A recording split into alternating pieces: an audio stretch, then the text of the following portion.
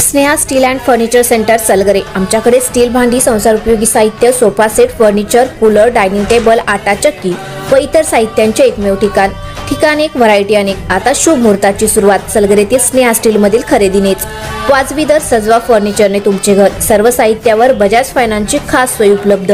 Steel भांड्यांना 5 वर्षे guarantee, तर furniture साहित्यास किडवाळीपासून life time warranty. खात्रीशीर खरेदीसाठी मिरज पूर्व भागातील एकमेव ठिकाण Sneha steel and furniture centre Salgare.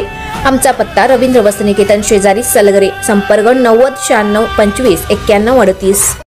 प्रत्येक बातमीतील घटनेच्या वास्तविकतेची तुलना थेट पाहत रहा चांगली अपडेट।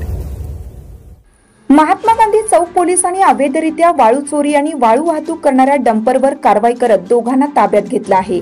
एक डंपर आणि वाळू असा एकूण 8,24,000चा मुद्देमाल पोलिसांनी जप्त केला। या प्रकरणी गोविंद गंगाप्पा राठोड वय 42 राहणार धरणगुत्ती तालुका शिरोळ आणि प्रवीण देसाई राहणार जयसिंगपूर यांना ताब्यात घेण्यात आले।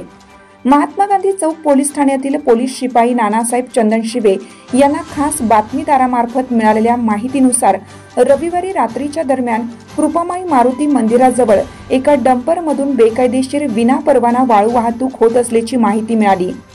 त्यानुसार पोलिसांनी घटनास्थळी छापा टाकून सदरचा डंपर वाळू आणि संशयित दोघांना ताब्यात घेतलं।